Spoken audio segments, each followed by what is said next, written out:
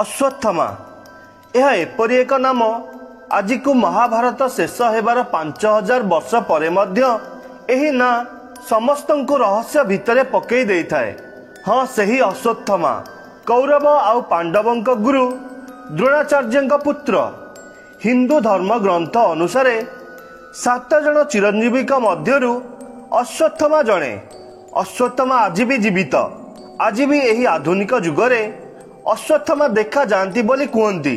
एपरी किछि कहानी अछि जहाँ शुणिला परे आपण भी आश्चर्य पड़िजिबे।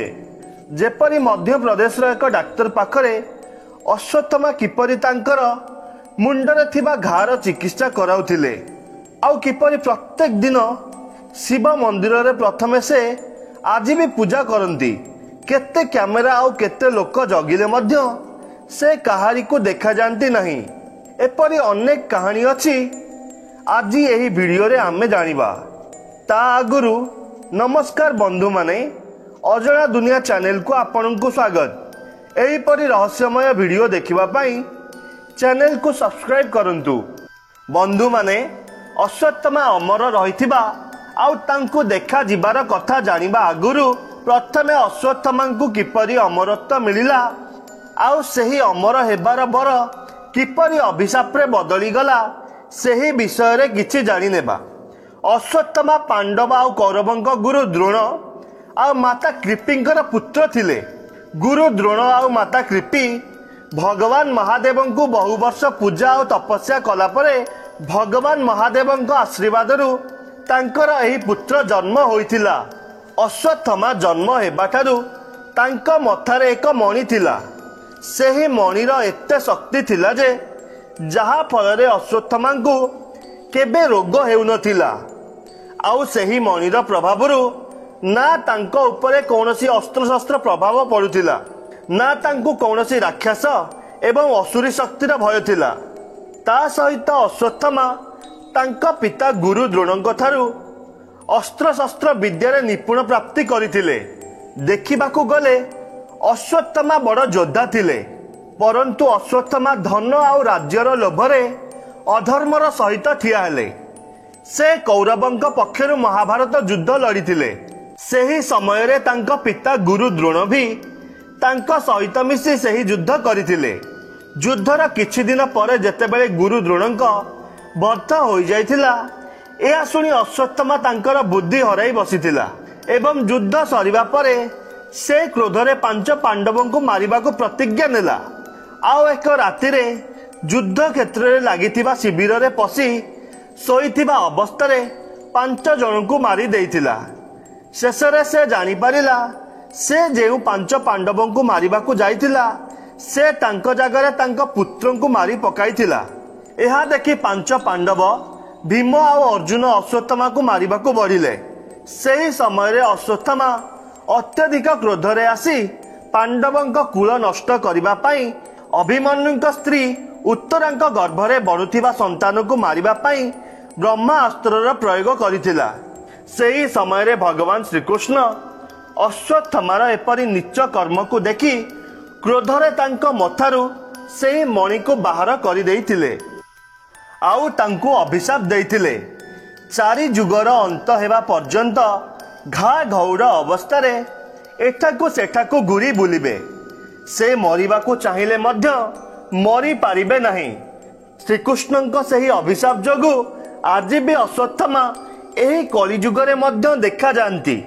चलंतु एपरी किछि रहस्यमय कथा जानिबा जे अश्वत्थामा आज भी लोकमानंकु देखा जाती।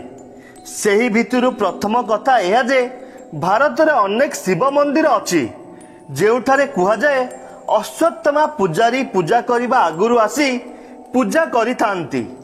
एथिरे केते सत आउ केते मिछ अछि काहारी को जणा नाही, किंतु कुहा जाए मध्य प्रदेश रो बुरहानपुर रे थिबा असीरगढ़ रे थिबा दुर्ग रे एक शिव मंदिर अछि जहा एक प्राचीन शिव मंदिर। एठिकार पुजारी आउ लोक माने कहंती कि मंदिर जेतेबेले सकाळे खोला जाइथाए एही मंदिरर शिवलिंग उपरु पुरुणा फूल हटि जाई नुआ फूल एवं चंदन लागि थाए। एठाकू अश्वत्थामा आसी पूजा करंती बोली कुआ जाए। एहाकु धरिबा पाई न्यूज चैनल रो किछि टीम एठारे कैमेरा लगाई राति काटिथिले, किंतु कहारी को कैमेरा रे धरि पारिले नाही। सकाळे देखिबा परे जेपरि पूजा हेबा कथा सेही परि भाबे पूजा होइथाए। द्वितीय कथा हेउची पृथ्वीराज चौहान। एही पराक्रमी राजांगु किए बा न जानती। पृथ्वीराज चौहान मोहम्मद घोरी को युद्ध रे केते थर परास्त करिबा परे शेषरे से परास्त होइथिले। से परास्त हेबा परे से राज्य छाड़ी जंगल रे लुचि रहुथिले। सेही समय रे एपरि किछि घटिथिला जहा मु आज आपनकु कहिबाकु जाउछि।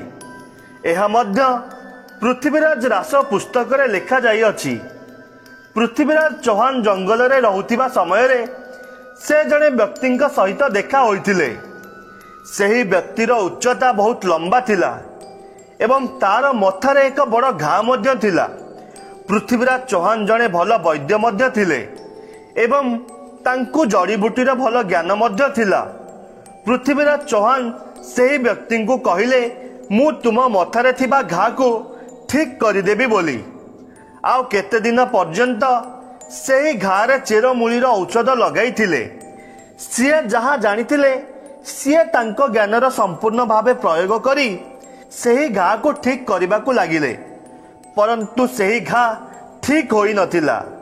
एहा देखि पृथ्वीराज चौहान को मनरे संदेह आसिला। से जानिथिले अश्वत्थामांक मथारे ठीक एपरि घा अछि बोली। से सेही व्यक्ति को पचारिले तुमे महाभारतर अश्वत्थामा तो नुह। एहा सुनिबा परे सेही व्यक्ति सेठारु चाली जाइथिला।